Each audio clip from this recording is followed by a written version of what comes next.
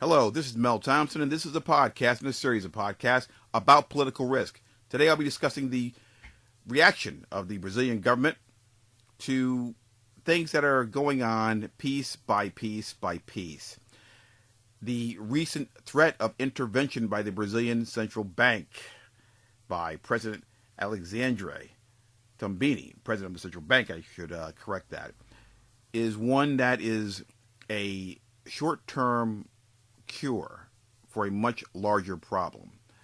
The overall problem I see with this is that the Brazilian central bank had to do something because there was a short-term currency crisis. Why did they get to that point? This is just another indicator of just how unstable the Brazilian economy has become.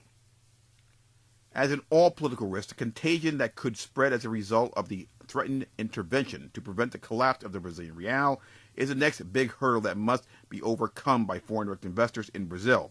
A pullback from spending means a pullback in orders and thus a lowering of returns on investments. In a perfect world, of recovery of the real from a low 4.248 to the US dollar to 4.023 after the threatened intervention by the central bank is a good thing. It's a rejuvenation, if you will.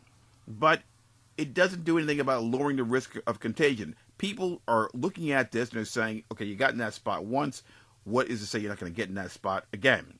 Oh, here is a policy that you are now instituting that could possibly prevent this from happening. They don't have anything to show these people, these investors and these companies, saying that this is how we're going to move forward. This is the problem.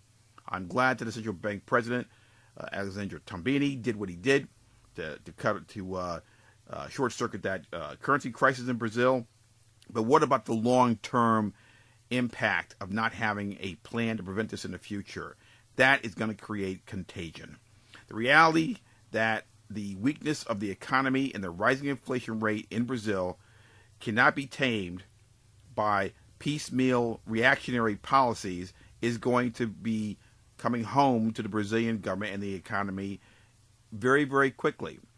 It's already a problem in many aspects of their economy, but at some point it's going to become so vital that they finally get policies in place that can be explained, understood, and stick to them before investors start to pull out wholesale. You cannot run a country or an economy based upon reacting to problems and putting out fires as they erupt.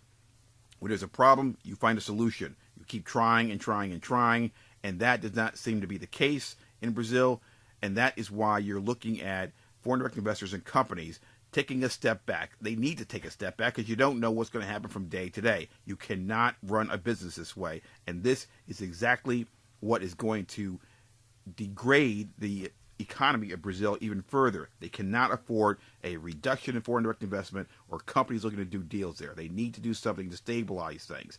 But it's not my job to tell them what to do. My job is to make sure that the investors and the companies and the insurance companies that have to insure different deals understand the political risk associated with the lack of solid policies in Brazil at this time. Now, the foreign direct investors and companies that have existing projects and investments in Brazil also need to temper where they are. It's a little late to try to change your insurance policy at this point, unless there is a time to renew and you're in that area at this particular time. But then you have to look at the reality that no insurance company is going to insure you at the same rate where the risks have grown.